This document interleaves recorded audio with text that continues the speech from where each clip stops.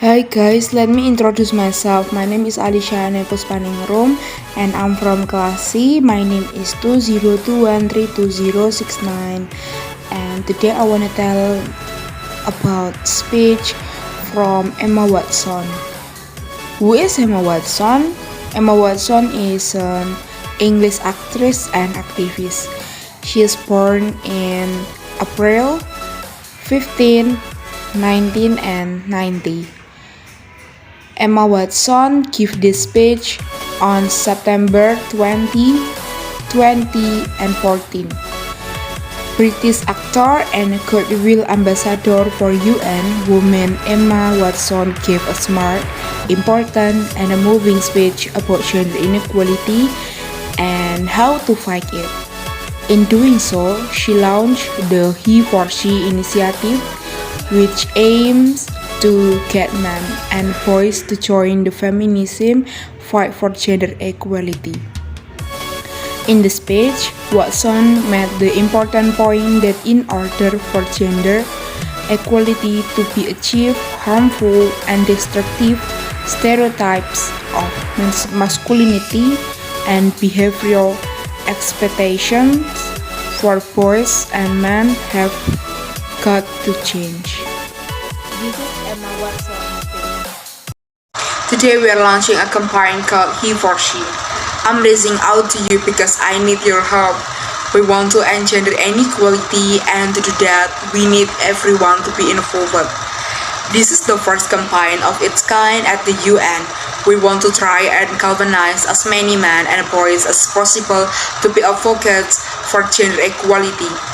And we don't just want to talk about it, but make sure it is tangible.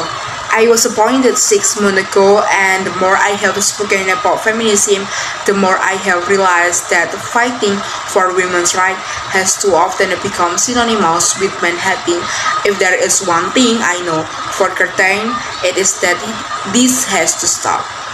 For the record, feminism by definition is the belief that men and women should have equal rights and opportunities.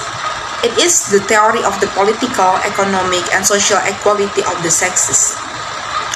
I started questioning gender-based assumption when at 8 I was confused at being called HEforSHE because I want to direct the place we would put on for our parents, but the boys were not. When at 14 I started being sexualized by certain elements of the parents. When at 15 my girlfriends started dropping out of their sport teams because they didn't want to appear musically. When at 18 my male friends were unable to express their feelings. I decided I was a feminism, and this seemed uncompleted to me. But my recent research has shown me that feminism has become an unpopular word. Apparently, I am among the ranks of women whose expressions are seen as too strong, too aggressive, isolating, anti-man, and unattractive. Why is the word such an uncomfortable one? I'm from Britain and think it is right that as a woman I am paid the same as my male counterparts. I think it is right that I should be able to make decisions about my own body. I think it is right that women be involved on behalf in the policies and decision making of my country. I think it is right that socially I am afforded the same respect as men, but sadly I can say that there is no one country in the world where all women can expect to receive these rights. No country in the world can yet say they have achieved gender equality. This right I consider to be human rights, but I am one of the lucky ones. My life is sheer privilege because my parents didn't love me less because I was born a doctor. My school did not limit me because I was a girl. My mentors didn't assume I would go less far because I might give birth to a child one day.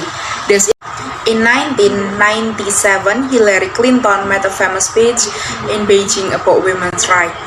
Sadly, many of the things she wanted to change are still a reality today.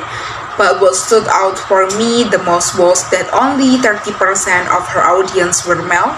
How can we affect change in the world when only half of it is invite or feel welcome to participate in the conversation? Man, I would like to take this opportunity to extend your formal invitation. Gender equality is your issue too. Because today, even my father's role as a parent being valued less by society despite my needing his presence as a child as much as my mother's. I've seen young men suffering from mental illness unable to ask for help for fear it will make them look less macho. In fact, in the UK, such is the biggest killer of men between 20 to 49, eclipsing road accident, cancer, and coronary heart disease. I've seen men made fragile and insecure by a distorted sense of what continues male success. Men don't have the benefits of equality either. We don't often talk about men being imprisoned by gender stereotypes, but I can see that they are and that when they are free, things will change for women as a natural consequence. If men don't have to be aggressive in order to be accepted, women won't feel complete to be submissive. If men don't have to control, women won't have to be controlled. Both men and women should feel free to be sensitive.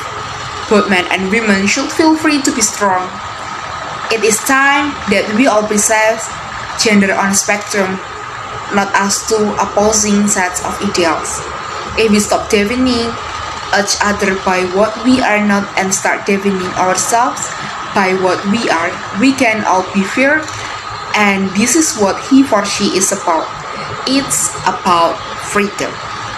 I want a man to take up this mantle, so their daughters, sisters, and mothers can be free from prejudice, but also so that their sons have permission to be valuable and human too.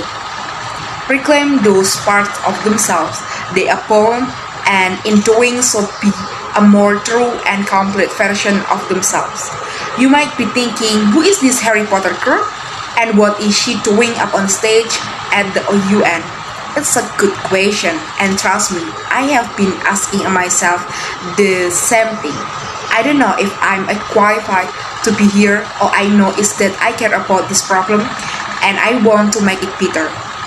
And having seen what I've seen and given the chance, I feel it's my duty to say something. In this statement, Edinburgh said, all that is needed for the force of evil to triumph is for enough good men and women to do nothing.